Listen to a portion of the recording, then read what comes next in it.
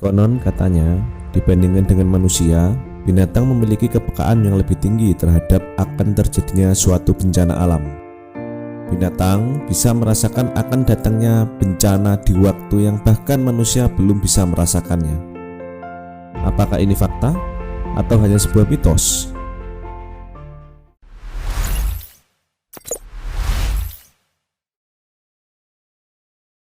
Bencana letusan Gunung Krakatau tahun 1883 menjadi salah satu bencana paling mengerikan dalam sejarah Indonesia. Bencana tersebut menelan puluhan ribu korban jiwa serta menghancurkan beberapa wilayah di ujung barat Pulau Jawa.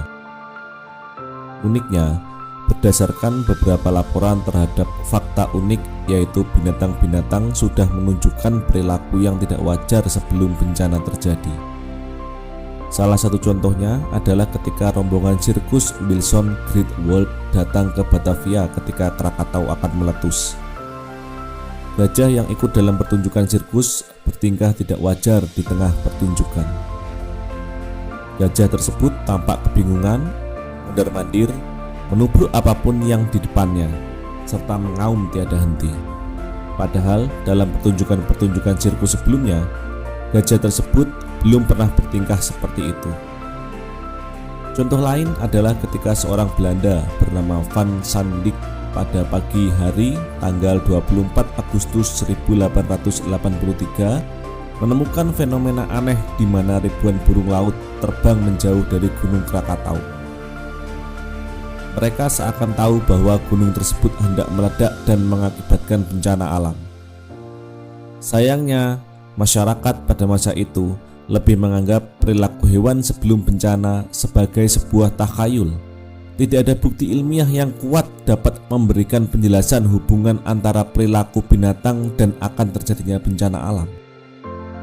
Meskipun begitu, tidak sedikit para geolog yang memberikan gambaran kepekaan insting binatang terhadap akan terjadinya bencana alam. Fenomena ini sering dijumpai sebelum terjadinya bencana seperti ikan-ikan yang berlompatan di air, lebah-lebah mengosongkan sarangnya, tikus-tikus yang keluar dari persembunyiannya, ayam yang terus berkokok, serta fenomena-fenomena lainnya. Sayangnya, pertanda alam ini pada saat itu kurang diperhatikan oleh masyarakat. Bahkan di pasar ikan Batavia pada 27 Agustus 1883, masyarakat justru gembira ketika air laut naik bersamaan dengan datangnya ikan dalam jumlah banyak. Ikan-ikan itu tampak kebingungan dan bahkan dengan mudahnya dapat ditangkap dengan tangan kosong. Letusan Krakatau menyebabkan gelombang tsunami yang tingginya sekitar 30 meter. Dengan tinggi gelombang seperti itu, maka dapat menyapu bersih apa saja yang ada di hadapannya.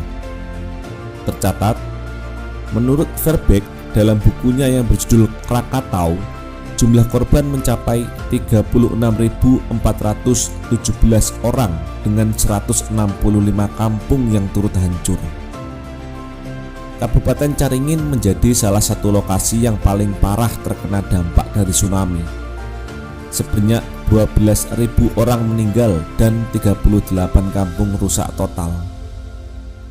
Setelah tsunami selesai, mayat dapat ditemukan di mana-mana.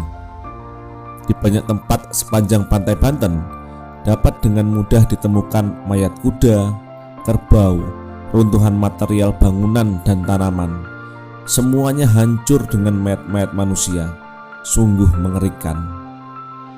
Mayat-mayat yang tidak segera diurus ini tentu menimbulkan masalah, khususnya masalah kesehatan.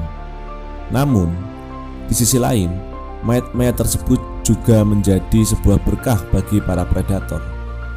Buaya, ikan hiu, dan predator lainnya yang masih bertahan dari bencana Krakatau seperti mendapat undangan makan gratis. Mereka memakan dan mengerubungi mayat-mayat yang mengambang. Bahkan ada kejadian unik beberapa saat setelah bencana itu terjadi. Kasus tersebut terjadi di Serang, ketika seorang mencoba untuk menangkap ikan dan akhirnya mendapatkan ikan kakap. Sialnya, saat hendak memasak ikan kakap itu, ternyata di dalam perut ikan kakap terdapat 2 jari manusia yang masih lengkap dengan kuku.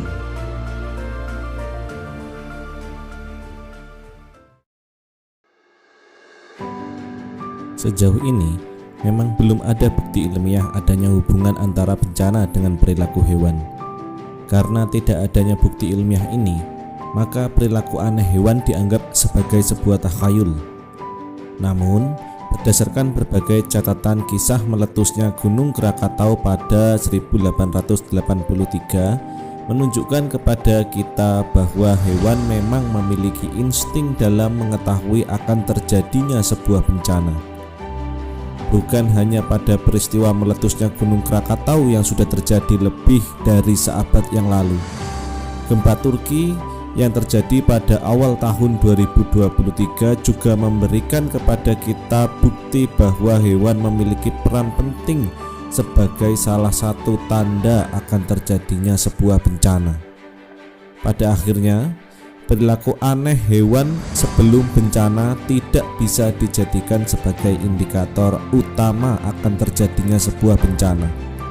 Meskipun begitu, kita dapat menjadikannya sebagai salah satu rambu-rambu agar semakin waspada.